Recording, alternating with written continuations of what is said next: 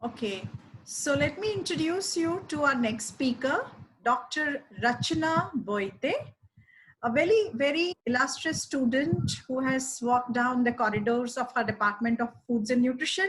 And I still remember the day, her first year in college, when I met her as she walked inside our premises. So it's such a pleasure to invite you, Dr. Rachana, now, who heads the Nutrition Science Department and at the Dr. Reddy's lab in Hyderabad.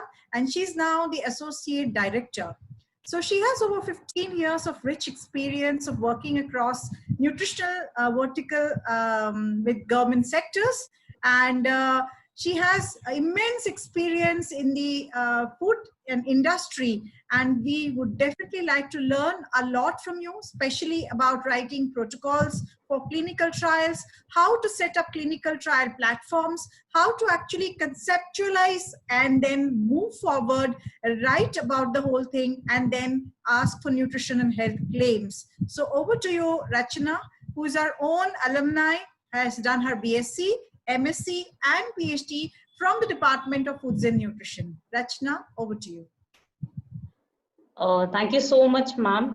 I would like to first of all thank the department for giving me this opportunity to talk to almost 300 people across this platform. And I can proudly say that whatever I am today is because of the education which I received from the department while doing my BSc, MSc, and PhD. I would like to thank everyone that during these tough times also you have made taken out time for this webinar, and we really know that during tough time we should make best use of it. And because of this COVID situation, only this kind of webinars would have been possible. Otherwise, we couldn't have been connected. So thank you so much. I would just share my screen and stop my video for the time being.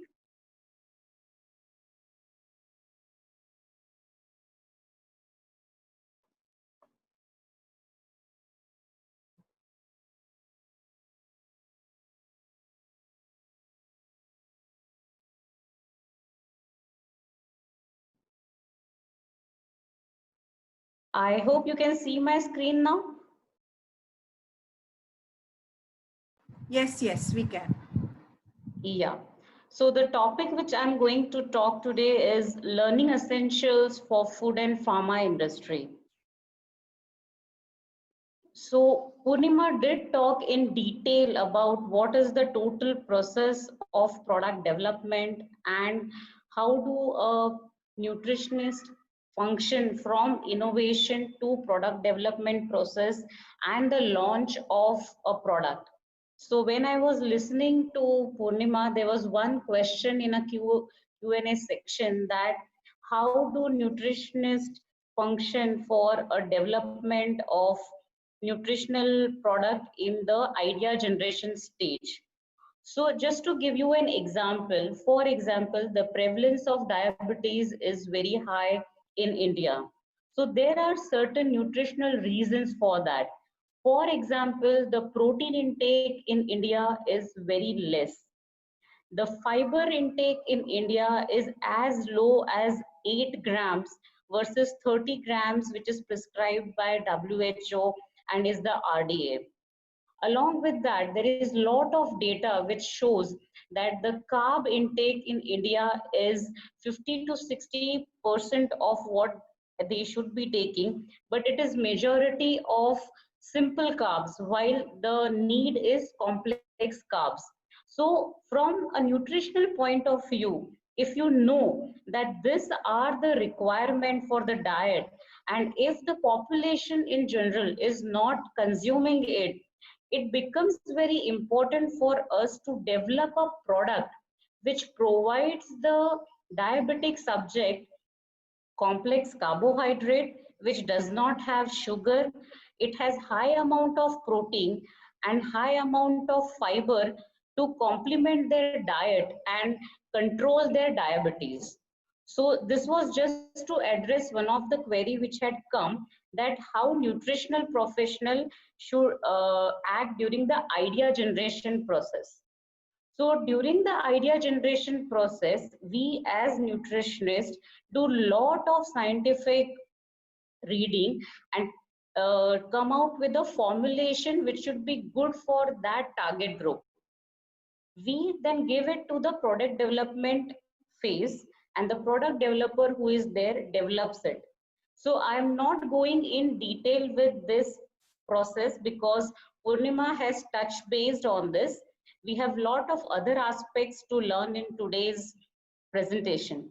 What I want to emphasize is to all the students which are listening to the presentation is that there is immense opportunity for all the nutritionists at each different phase. For example, if you are a nutrition scientist, you can be working at a planning and ideation stage. For example, after your BSc, you want to do food technology or something, you can get into product development phase. You can get into consumer insights and other studies after doing nutrition, in which there are lot of, there is altogether a comms development and research you wing for that. And again, after the product is launched, there is lot of evaluation which is done, because when from where we come in industry, it's not that you launch a product and keep it over there. You have to assess its feasibility, how the success was, and there is immense opportunity for all nutritionists over here. So out of all the processes which Purnima touched about, I will be talking in detail about two most important aspects from the food and pharma industry, which is claims and clinicals. Claims are the most important point wherein the nutrition science has to work. Basically, when we say what is a claim is any message or representation which is not mandatory under legislation, including any pictorial or graphical representation, or it just suggests any of the particular characteristics of the food. So just remember, it is not mandatory, but the industry, the marketing people want to make claims on food products so that the consumer can buy that product. So the claims which the marketing people will propose will be such that the consumer will be carried away with the claims which they are making. But over here, the role of nutrition science or nutrition scientist who is there in the company comes. They act as policing agent, and they have to put certain guardrails to the marketing team, that what kind of claims can they make and what kind of claims they can't make. So nutrition scientist also has to keep in mind that the claims which they make should have consumer benefit along with the business interest. There should be scientific substantiation to the claims which you are making and should give a ultimate benefit to the consumer. Over here, I'm focusing more on scientific substantiation, because in industry, when we make any claim, it has to be scientifically substantiated. Because if ASCI picks up your pack or your advertisement and challenge you on the claims which you are making, and if you are not able to justify them scientifically, you will have to remove all those claims from your pack, and that's a huge cost to the company. Therefore, the role of nutrition scientist is very important in safeguarding the claims which they are allowing on the pack. Over here, I will touch in brief about what are the type of claims. And it's very in-depth study of what types of claims are permitted, what are the types of claims, but I will be touching all these claims in brief. So first type of claim is nutrient content claim. So nutrient content claim is which describes the level of nutrient in the food. Basically contains calcium. Suppose you are seeing a pack of milk and they say contains calcium. So it's a content claim. When you talk about a comparative claim is comparison versus other product or comparison versus your existing product. If I want to give you an example of comparative claim, for example, if you have 30 gram or 30 milligram of selenium, and in this COVID situation, you want to double the selenium content because it's an antioxidant and provides immunity, and you double it to 60 milligram, then you say 2x selenium. So this is a comparative claim. So double the selenium. This is just an example to quote.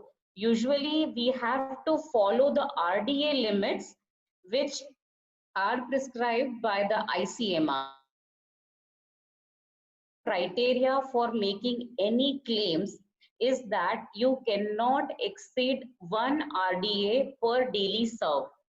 So whenever you are making a claim, you have to see to it that you don't exceed the RDA limit, and this is taken care when you are formulating the product itself.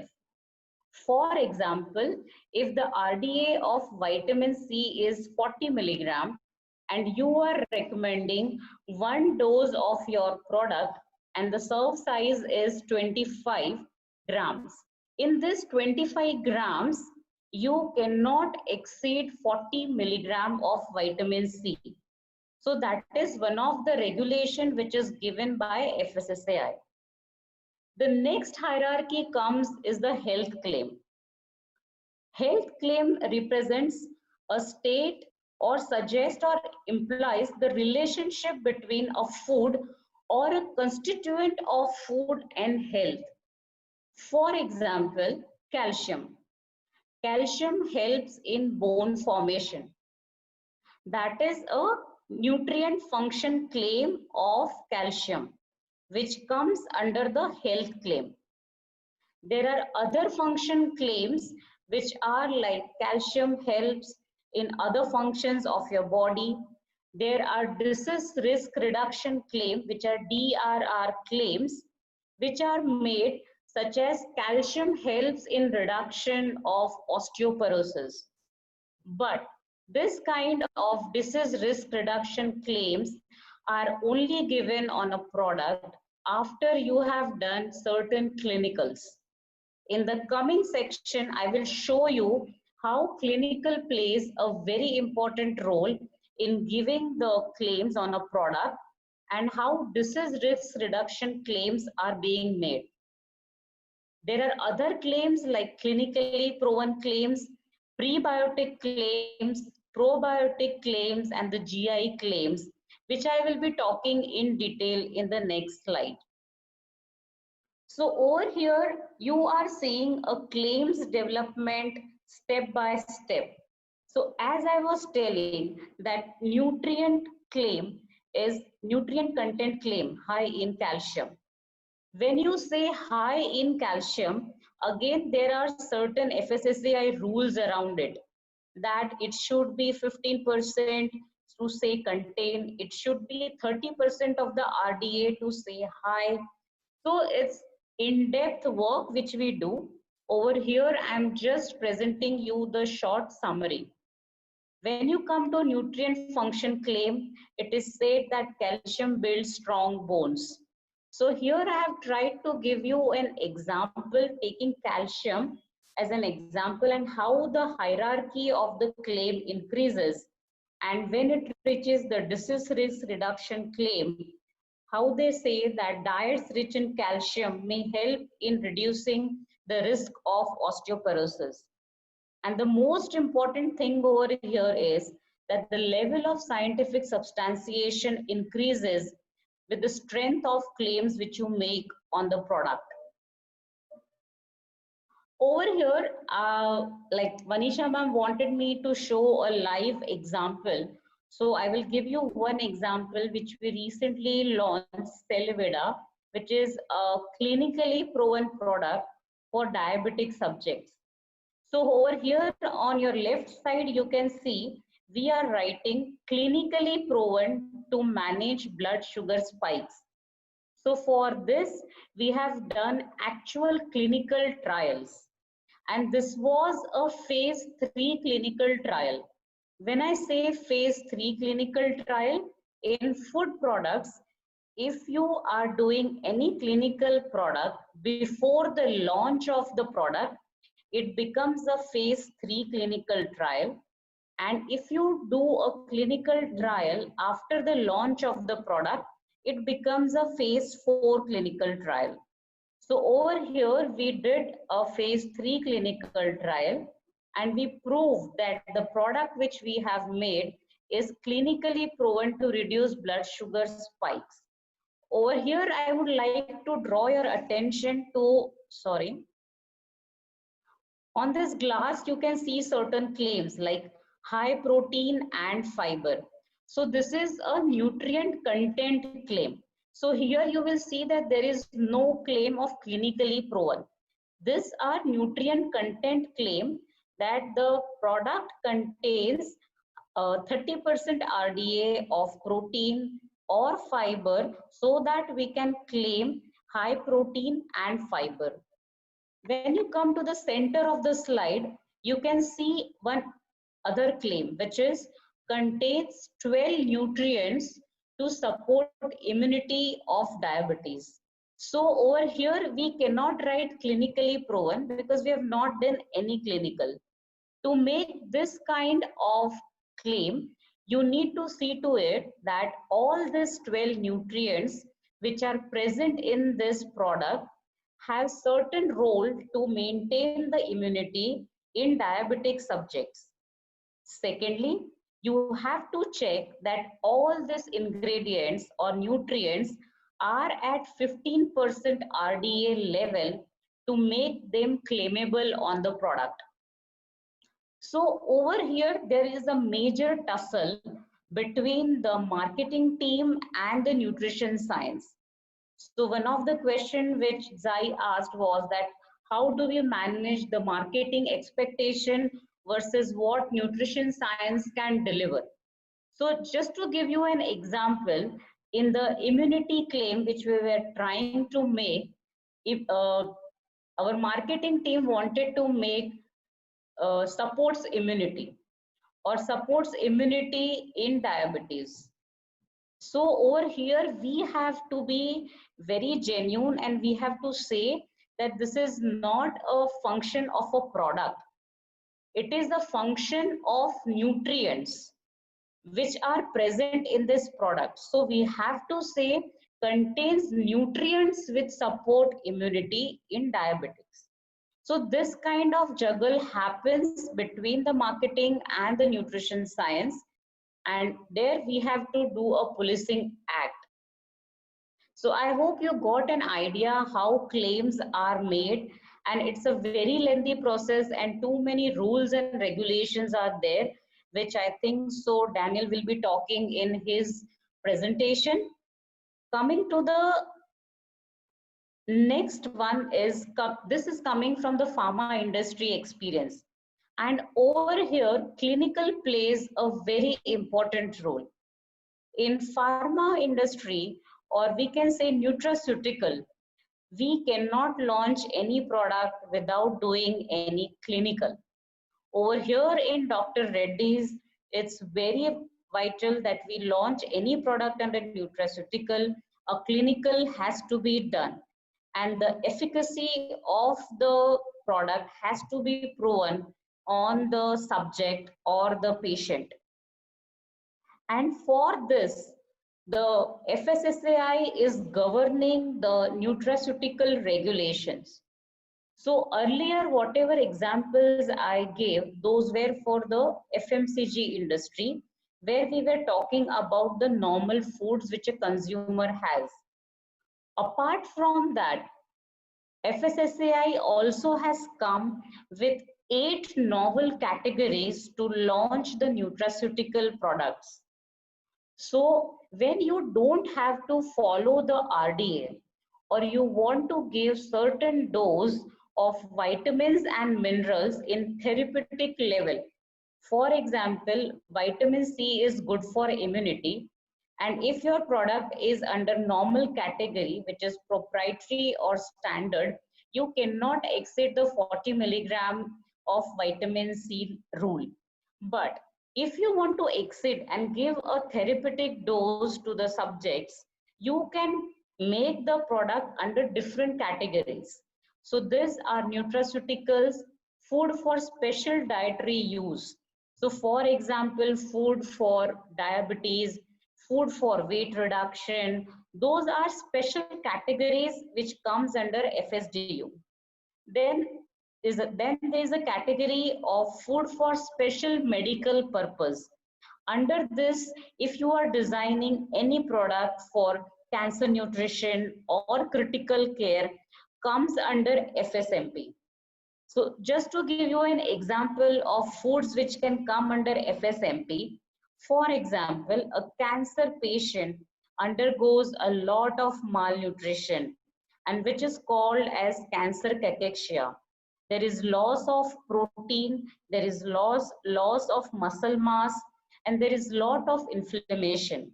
So in this type of product, you will have to give lot of protein and antioxidants beyond the RDA levels.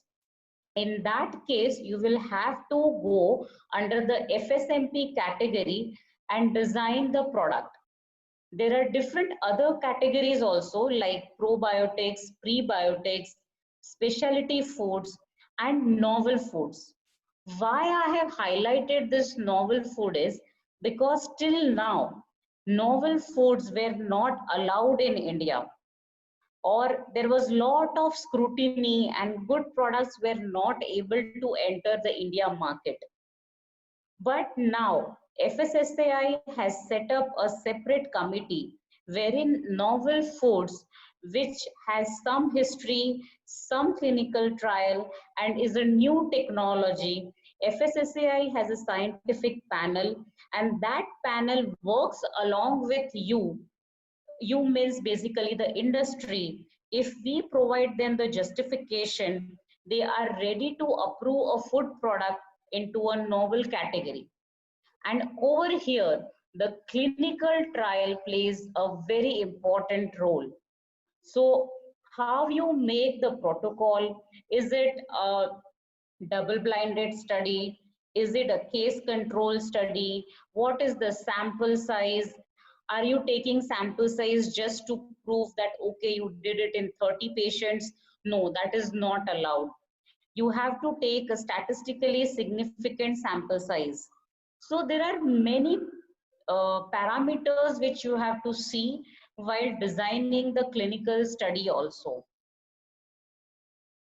So over here, I would like to conclude that there are lot of learning experiences and lot of opportunities for all of you in the food industry at various levels. And for me, these claims and the clinical were the most enhancing and most satisfying for my professional journey, and I have gained lot of knowledge in claims development and clinical development because I could literally do lot of clinicals on food which were launched in the industry and have gained that experience. So I end my presentation over here and I was well in my stipulated time. You can connect with me at this given address and most of you have my phone numbers also. So over to you, ma'am.